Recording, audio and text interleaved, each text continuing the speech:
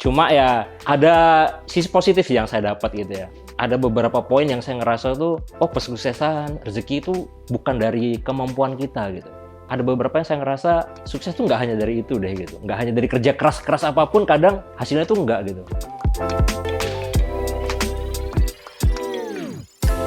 Itu poin dimana saya ngerasa kita tuh harus kerja, kita tuh harus belajar, kita terus meningkatkan skill buat bisa lebih sukses. Ternyata kerja yang sekeras-keras saya selama ini dibandingkan yang dulu, saya nggak sampai tengah malam, nggak sampai kayak dulu gitu, tapi bisa dapat lebih gitu. Allah tuh kayak seolah-olah, ini loh kamu nantangin dulu kan, kamu nggak percaya kan gitu. Jadi kayak dikasih ya, jadi saya tuh juga, iya bisa ya gitu.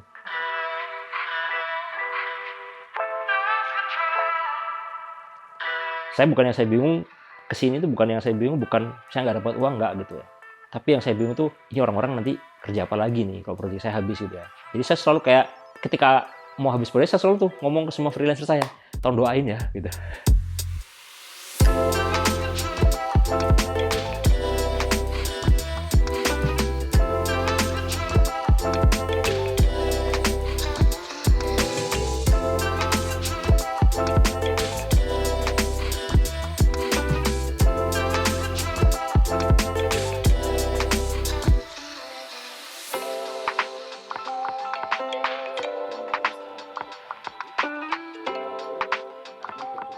Oke, Assalamualaikum warahmatullahi wabarakatuh. Nama saya Yudi Kristanto. Saya sekarang tinggal di Ngaglik, Sleman, Provinsi Yogyakarta.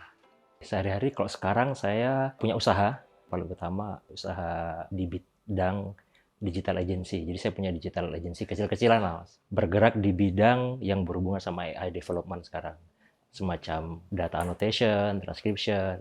Kalau sebelumnya itu localization lah. Jadi kayak translation kayak gitu. Jadi semuanya agensi saya sekarang semuanya remote. Kadang saya sering ngomong kayak gini ya, kerja remote tuh nggak buat semua orang gitu ya. Begitu. Kadang pertama begini, saya dulu kerja di perusahaan tuh udah cukup lama ya, kerja perusahaan sama sekarang tuh yang paling nggak bisa tuh kita nggak bisa membedakan waktu antara kerja sama pribadi gitu ya. Jadi kadang di saat kerja tiba-tiba anak ini gitu, jadi kadang suka kepotong-potong gitu. Sedangkan kalau kerja di kantor kan udah fix ya, pagi sampai sore gitu ya. Teman kita kerja lapangan ya udah sore gitu. Kadang ya kalau kerja remote gini kadang masih suka mix. Itu mungkin minusnya ya, kayak gitu salah satunya. Sejauh ini karena sudah berjalan beberapa tahun, sudah mulai dapat ritmenya ya. Mungkin di awal-awal ketika shifting dari kantoran, terus remote work itu agak sedikit susah. Apalagi usaha saya ini kliennya kan semuanya luar ya, dari luar negeri. Itu kadang jam kerjanya beda ya. Kita kerjanya kadang malam kayak gitu. Nah itu agak susah. Terus kadang ya itu tadi, bedakan antara kerja sama enggak tuh kadang pas lagi kerja tiba-tiba anak-anak datang gini-gini, aduh. Cuma kalau plusnya memang lebih banyak hemat waktu ya, karena sebelum di sini saya juga tinggalnya kan di Bekasi ya, jadi kayak perjalanan tuh seolah-olah waktu tuh kok kayak cepet ya gitu ya, belum baru kita sedikit kebanyakan di jalan gitu. Kalau remote gini lebih hemat ya, jadi baru bangun persiapan mandi sarapan udah bisa langsung kerja tuh. Kalau misalnya pas jam yang pagi gitu atau malam ya kita bisa ngatur waktu lah, itu lebih enaknya di situ.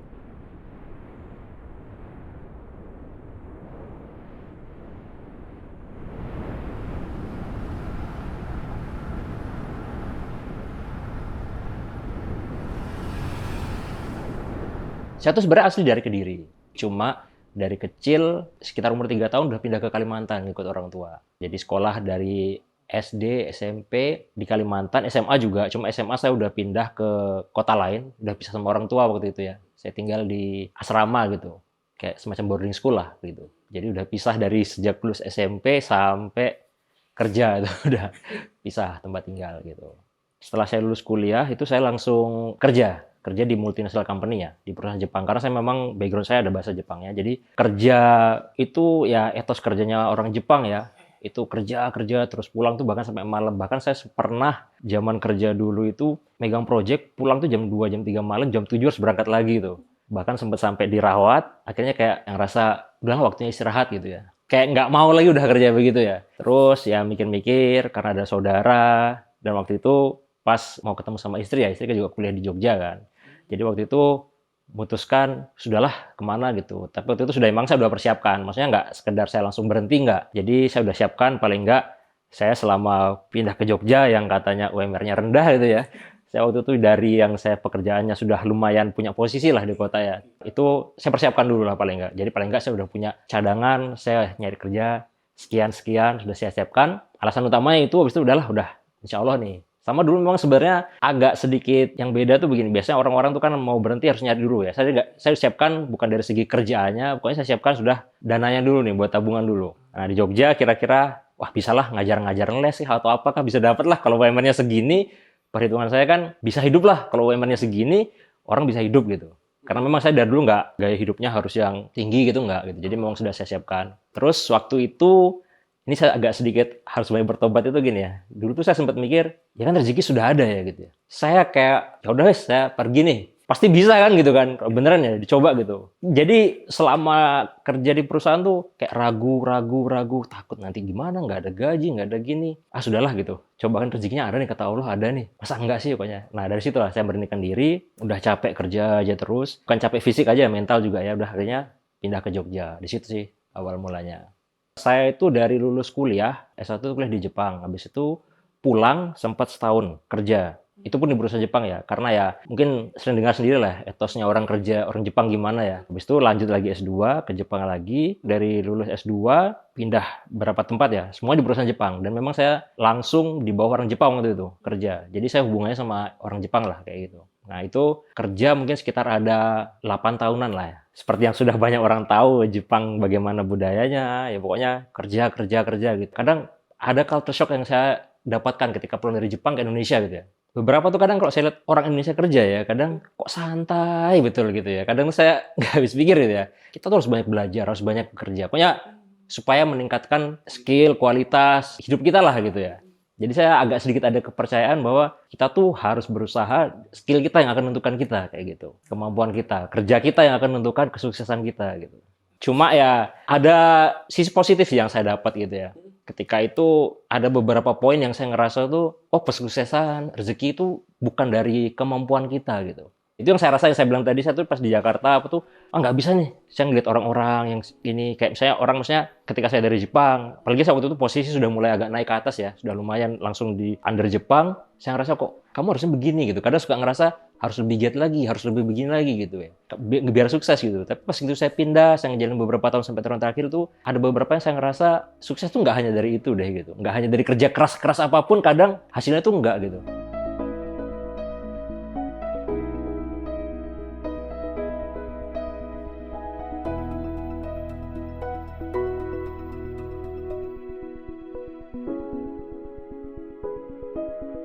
Jadi waktu itu memang tadi sebelum resign memang saya sudah siapkan paling nggak setahun saya bisa survive lah. Itu saya sudah siapkan gitu. Karena memang meskipun di posisi itu saya memang gaya hidup nggak, meskipun saya seiring pendapatan itu saya nggak ningkatkan gaya hidup waktu itu. Memang sebelum saya memutuskan resign sama istri apa tuh saya sudah bilang tinggal di Jogja.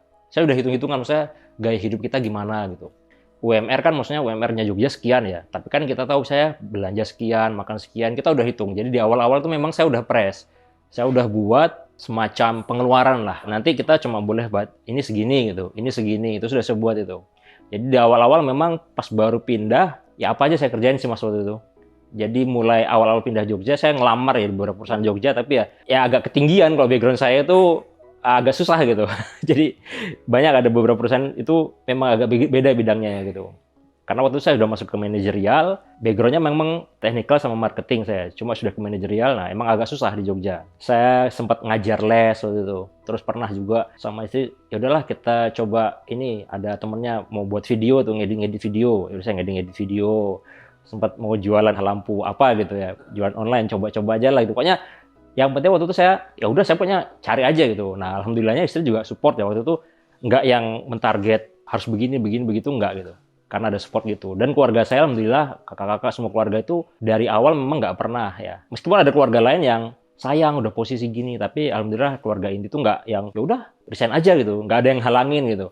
Rezeki insya Allah ada gitu. Jadi ya saya dari support system itu tambah kuat sih. Makanya waktu itu juga mendukung, ya udah kita coba aja. Makanya di awal-awal tuh ya udah kita sudah mengatur keuangan sambil saya coba nyari sana sini.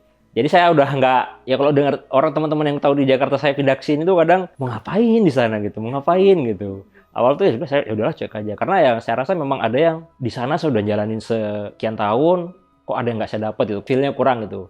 Bahkan saya ingat sekali ketika habis dari sana, mas saya naik motor tuh ngajar les di kota ya. Saya tuh cuma berhenti di lampu merah itu mas ya. Saya ngeliatin orang-orang sekitar saya tuh berangkat kerja gitu. Saya tuh kayak ngerasa hidup gitu. kok kayak kerasa mencari nafkah. Mungkin selama ini saya selalu kok di Jakarta kan ya emang di kantoran, naik mobil sana sini gitu ya. Jadi yang itu saya nggak dapat feel-nya gitu. Nah itu saya ngerasa bersyukur banget gitu ya. Gitu. Bahkan sempat pas ngajar tuh kadang istri gue tuh nungguin di luar ngajar anak les kayak gitu di rumah orang kayak gitu. Itu jadi saya memang lumayan agak bertahap di situ.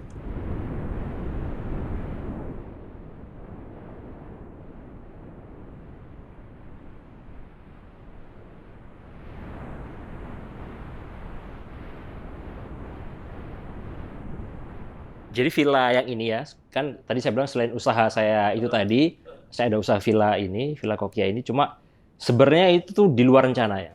Ini tuh sesuatu yang kalau kata Allah tuh rezeki yang nggak disangka-sangka.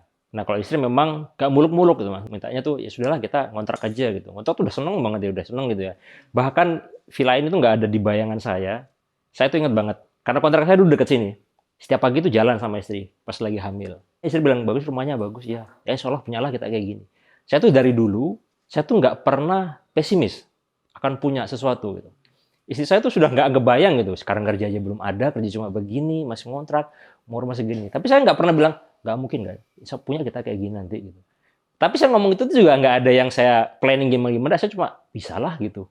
Nggak tahu keyakinan dari mana, saya nggak ngerti ya. Maka sering tuh, sekarang saya sering cerita. Ingat nggak kita pernah lewat rumah ini istirahat, pengen punya rumah gini. Kalau saya selalu, nggak usah, kita yang minimalis aja lah, yang cuma tipe berapa, yang kecil gitu. Nanti kita dekor-dekor gitu. Jadi impiannya benar-benar yang segitu ya. Kalau saya udah nggak usah, yang penting insya Allah punya lah, saya bilang kayak gitu. Jadi emang nggak ada rencana ya dari awal tuh. Sampai akhirnya udah jalan-jalan terus. Ya alhamdulillah tadi saya dapat project banyak. Karena waktu memang AI kan baru mau mulai ya. Awalnya saya kerjain sendiri sebagai freelance gitu. Cuma karena saya memang ada background marketing sama manajerial ya. Jadi ke klien saya approach, saya bilang daripada kamu handle freelancer kamu segini, saya tawarin deh daripada kamu yang handle kualitasnya jelek, produktivitas jelek. Akhirnya coba propose, dapat lah. Awalnya sebenarnya teman-teman aja saya ajakin gitu. Akhirnya sampai ya udah coba-coba teman dapat, akhirnya propose ke klien, ya udah kamu bisa support berapa orang. Nah dari situlah mulai. Jadi saya manage freelancernya gitu. Manage mulai dari nanti dia trainingnya, hiring, sampai nanti semua paymentnya saya yang bantu manage di manajerialnya gitu.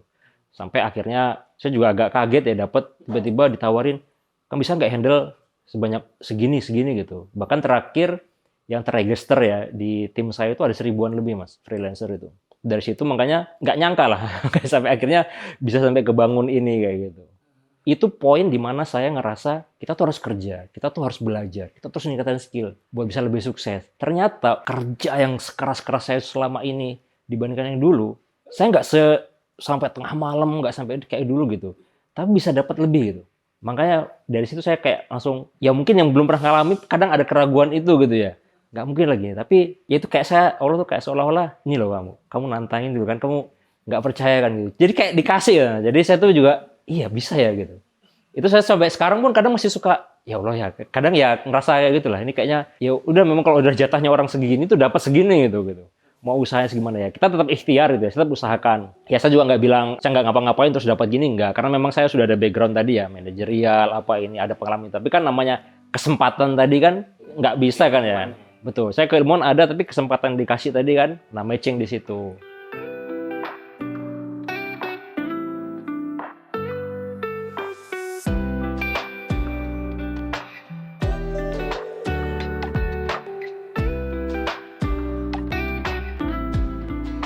Kalau villa yang ini, rumah ini tuh sebenarnya awalnya saya bangun untuk tinggali sendiri.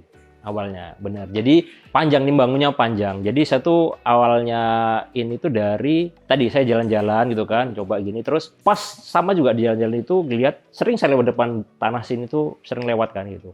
Nah pas nyoba-nyoba, kok ada iklan gitu. Waktu itu tanah doang masih. Dan dana saya waktu itu memang belum cukup lah, belum banyak ya. Jadi di tahun 2022 kalau nggak salah itu beli tanahnya. Karena waktu itu masih belum pecah sertifikat, sebagainya tuh masih agak lama. Jadi masih bayar awal dulu kayak gitu ya. Tapi alhamdulillah memang kita nggak ada pinjaman ya. Jadi memang saya sama istri nggak mau yang kita maksakan punya rumah, harus pinjam dulu. Makanya saya dari awal ngontrak. Dan istri pun udah cukup dengan itu. Makanya kita ada uang baru. Nah, alhamdulillah ini pas ada, memang tempatnya agak dalam. Waktu itu ada uang sekian, pas nih. Ya udah, kita tawar-tawar dapet. Dari 2022 terus nyicil lagi bangun sampai 2023, selesai di 2024. baru selesai. Tapi awalnya memang mau kita tempati, cuma di tengah jalan ya banyak masalah lah mas, pas pembangunan. Jadi sebelum saya bangun di kontraktor yang terakhir ini, saya sebelumnya bangun di kontraktor yang lain gitu ya, di awal kayak gitu. Nah itu ada agak sedikit masalah, sempat terhenti. Jadi berhentinya lumayan lama, ada setengah tahunan berhenti. Jadi karena waktu sini berhenti, dapat rumah di tempat lain, lebih dekat ke arah kota lah. Jadi pindah di sana. Nah ini sempat mandek lama. Akhirnya bisa bangun lagi. Bingung waktu itu kalau sudah pasang fondasi, ini tanah mau dijual juga susah. Karena desain orang kan tergantung ya. Mau susah, mau dilanjutin juga. Ya udah saya cicil aja lah gitu. Makanya saya sampai nyari lagi ulang kontraktor. Karena sudah agak sedikit hilang kepercayaan ya sama kontraktor gitu. Saya agak selektif lah waktu itu. Sampai akhirnya jadi rumah, tapi sudah bingung, udah terlanjur tinggal di sana kan. Mau disewakan tahunan juga, susah karena memang ini salah satu rumah impian gitu ya. Kan istri saya juga ikut ngedesain. Jadi agak sayang kalau mau disewakan tahunan. Makanya kita jadikan villa. Jadi villanya memang kita sewakan supaya bisa orang-orang menikmati juga lah di sini gitu. Ketemu tukang bangun IT dari mana? Jadi awalnya tuh istri saya yang suka searching lah ya, cari-cari waktu itu kalau nggak salah di Instagram gitu. Terus coba ketemu lah, ngobrol lah, gimana gitu deh. Nah itu juga saya sampaikan bahwa satu memang ya ada hilang kepercayaan sama kontraktor sebelumnya ya, karena beberapa hal lah yang kita nggak cocok. Yang waktu itu emang saya langsung pas mandek itu saya langsung cut saat itu, sudah kita berhenti stop gitu. Nah tukang bangun. Akhirnya TBID ini saya coba berdetail lah. Di meeting pertama tuh bahkan ketemu langsung sama ownernya langsung waktu itu ya. Saat itu saya langsung ketemu ownernya. Terus nyoba ketemuan di sini. Karena kan TBID di Solo ya, kita di Jogja ya. Waktu itu pertimbangan kita juga agak jauh sebenarnya. Tapi sempat beberapa juga ada kontraktor dari Jogja yang datang kan. Cuma ya sudah jodohnya ya ketemunya ya udah jadinya sama TBID gitu. Waktu itu TBID memang dari portfolionya ada, sama timnya itu memang kooperatif sih waktu itu. Terus plan-nya jelas gitu ya. Jadi ya sudahlah kita pakai TBID gitu. Waktu itu gitu sih yang memutuskannya. Oke, maaf ya. Sorry, tadi gimana? Masalah keyboardnya memang ini cuma kalau diinstal bisa, cuma kalau dia nggak bawaannya, orang nggak, ini coba bertanya lokalnya ada nggak? Saya tuh selalu kalau ada tamu saya selalu jelaskan gitu. Mungkin agak berbeda sama kalau dari awal usaha ya.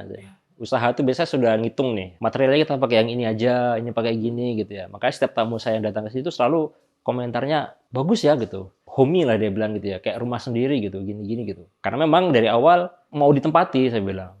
Dan semua komentar rata-rata sama. Beda sama yang mungkin tempat-tempat lain yang memang ditujukan bisnis, lihat untung rugi dulu di awal kan ya sudah, hitungnya bilang mana. Kalau yang ini, ya itu ya karena kebanyakan istri ya desain, jadi makanya interior di ini, pernak-pernik ini, desain ini, jadi tambah-tambahin yang kalau saya hitung dari segi bisnis sendiri, wah ini mah nggak masuk modal ya. Kadang gitu kan, tapi ya sudahlah nggak apa-apa gitu. Jadi tetap disewakan ya. Kadang kita kalau emang nggak kita sewakan, kadang kita nginep di sini gitu. Jadi kita nggak kayak ngejar yang target banget. Sekarang tuh belum yang sampai segitunya sih kita. Kayak kemarin ini ya, beberapa bulan terakhir ini November tuh banyak banget yang nanya mas, itu dari kantor, bisa nggak buat diklat kantor gitu. Nah itu kita nggak terima gitu. Jadi karena memang kita tuh peraturannya khusus buat keluarga. Jadi harus ada hubungan keluarga buat yang hidup di sini gitu. Itu salah satu contohnya ya. Karena jujur nggak mau yang mendukung apa ya, takutnya ada perbuatan yang nggak bagus kan ya. Jadi kita peraturan kita memang agak ketat dan memang kadang tamu banyak yang wah ketat banget kayak gitu ya. Tapi ya sudah prinsip kita kayak gitu ya. Insya Allah ya karena nggak ngejar yang target sekian-sekian, karena memang saya ada kerjaan utama ya di yang lain. Jadi ya kita lebih ke arah gimana ini tuh bisa dirasakan orang lah gitu ya. Supaya kebanyakan memang semua tamu saya tuh keluarga. Keluarga yang tujuannya datang ke sini tuh ngumpul. Rata-rata tuh dari berbagai daerah, lagi kumpul di Jogja, kumpulnya di sini. Jadi memang tujuan kita itu. Pernah juga ada yang dari kantor udah jauh-jauh datang gitu ya. Itu saya tolak tuh. Ngomongnya keluarga ternyata. Padahal pas datang, pas saya lihatin kok orangnya beda, ini kok kayaknya nggak keluarga, semuanya anak muda semua. Itu saya tolak, padahal sudah datang itu. Karena kadang saya sekarang pun sama istri tuh masih, meskipun ada yang ngurusin ya bersih-bersih semua, kadang saya sama istri juga bantu ke sini gitu. Tamu tuh biasanya kebanyakan saya yang nyambut gitu. Masih saya sendiri kadang. Jadi saya sering ngobrol-ngobrol sama tamu gitu. Jadi memang konsep kita buat, masih buat keluarga lah gitu.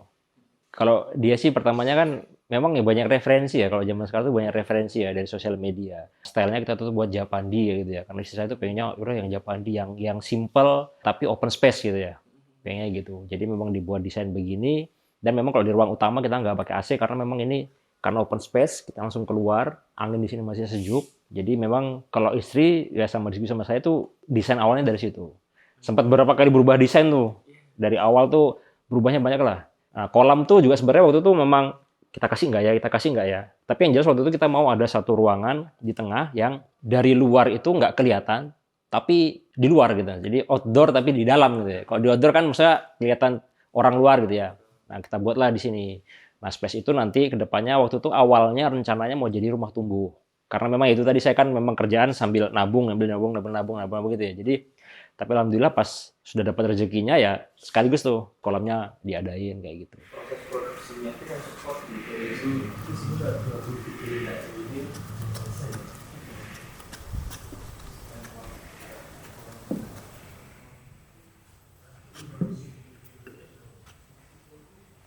Boleh tahu nggak sih mas, amalannya apa mas?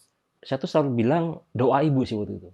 Ya sekarang ibu saya sudah nggak ada ya. Cuma dari dulu saya bilang itu doa ibu. Makanya tadi yang pernah saya bilang tadi itu, saya tuh selalu kayak optimis ya. Bilang gini itu, kakak saya pun selalu ngomong ya, keluarga saya ngomong selalu kayak, kamu tuh selalu ngomong apa-apa pasti dikabulkan gitu. Nah saya tuh nggak pernah ngerasa kayak gitu ya, nggak ngerasa spesial juga enggak gitu. Tapi dulu dari zaman SMP yang saya bilang tadi, saya kan langsung pengen, bu saya nanti mau sekolah di sana, sekolah favorit lah SMA waktu itu sekolah favorit di provinsi itu ya waktu itu ya. Ngomong aja waktu itu. Habis itu tes lulus alhamdulillah. Pas SMA juga, nanti ada kelas di Jepang, saya ke Jepang juga gitu. Dapat gitu.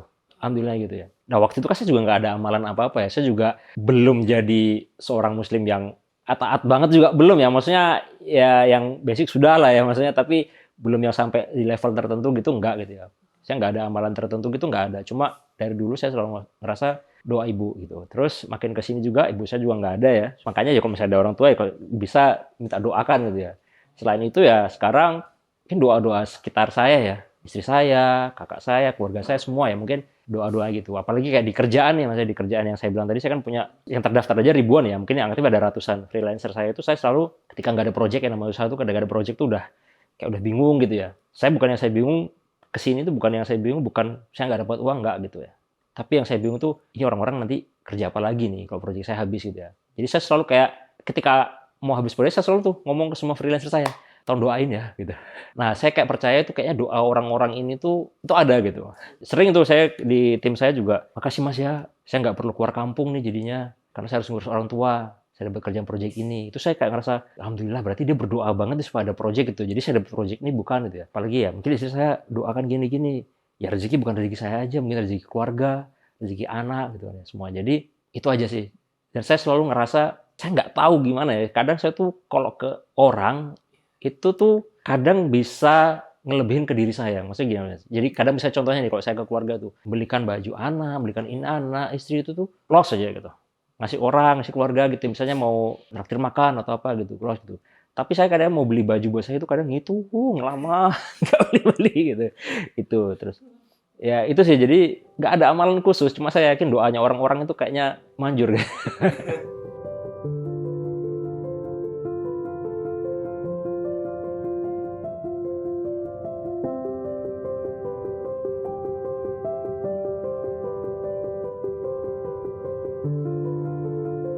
Kalau TBID alhamdulillah bagus ya. Dan yang saya salut tuh memang kalau saya bandingkan sama kontraktor lain ya, ataupun saya misalnya bekerja sama beberapa vendor ya, itu TBID itu tanggung jawabnya full gitu.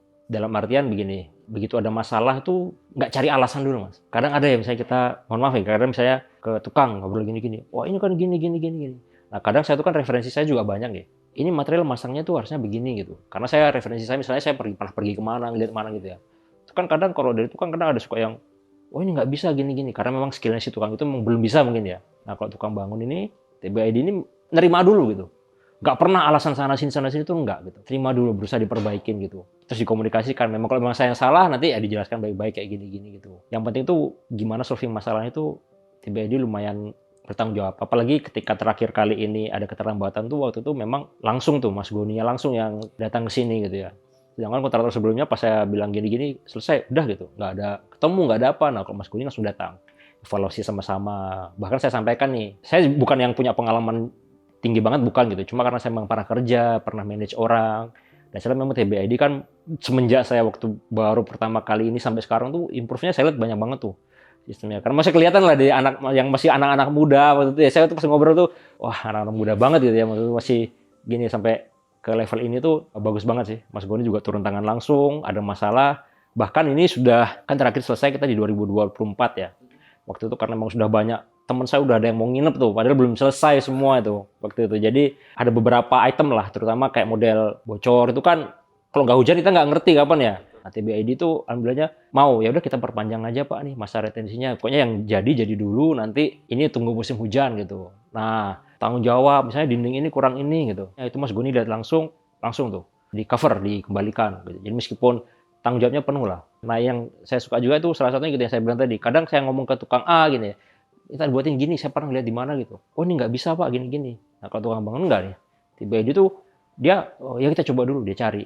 Makanya beberapa kayak saya pasang tangga kayu gini. Saya nggak tahu ya di portfolionya tukang bangun di TBID waktu sebelum bangun ini tuh kayaknya saya nggak pernah lihat gitu ya. Dicarikanlah vendor ini, terus vendor ini dicarikan ini gitu. Jadi yang kita mau nggak langsung ditolak gitu enggak. Jadi udah kita coba usahakan dulu, kita carikan dulu gitu. Nanti kalau nggak ada kendalanya apa, baru jelaskan gini. Itu sih, makanya agak bersyukur ya. Karena pakai TBID itu bersyukur banget sih. Konsisten dengan tagline-nya, bangun rumah impian. Nah itu, saya tuh sebenarnya nggak ada, jujur saya bilang, oh, ini rumah impian saya sama istri saya gitu kan ya. Makanya pas terakhir baru saya bilang, membangun rumah impian. Oh berarti pas dong ini pakainya. Jadi bukan saya ngeliat tagline itu dulu baru pakai, itu enggak sebenarnya. Malah saya tuh baru sadar tagline-nya itu tuh belakangan. Setelah saya bilang sering ngobrol sama istri, ini impian gitu, pas lihat, oh matching ya. Juga agak kaget sih waktu itu gitu.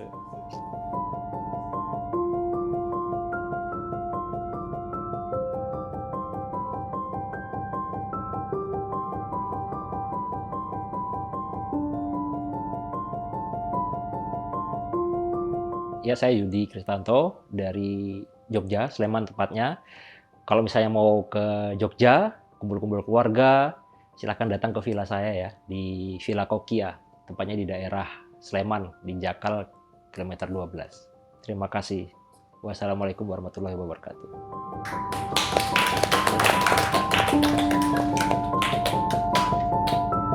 Aman, Mas.